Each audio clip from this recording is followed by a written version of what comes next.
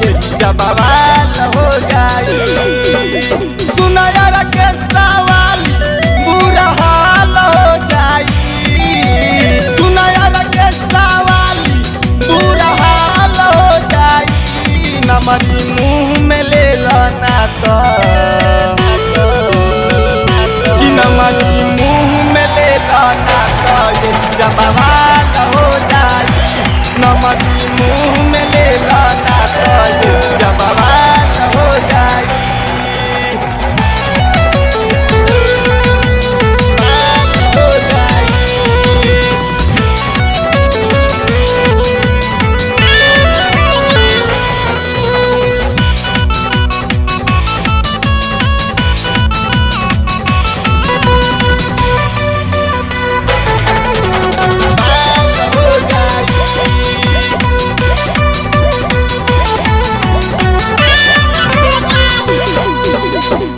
तारू पेनी के छोटी छोटी कपड़ा लागता कि यही जकराई दे बुलपरा।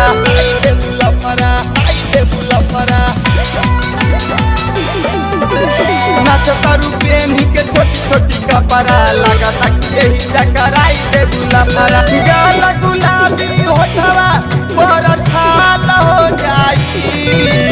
गाल गुलाबी होठवा पर छाल हो जाई। नमनी मुँह में ले लाना तो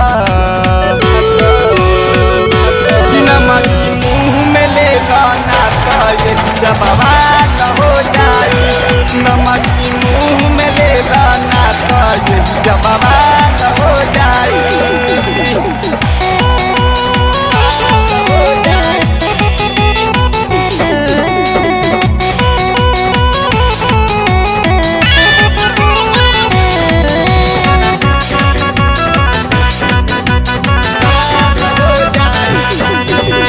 राइटर बवाली कहे बसलू निगाह में। सोनू साहबाज कहे आजा मोरा बाह में। आजा मोरा बाह में। आजा मोरा बाह में।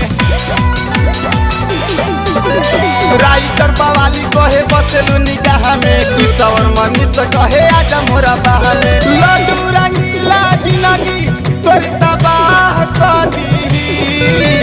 लड्डू रंगीला जिंदगी तोर तबाह कर दी।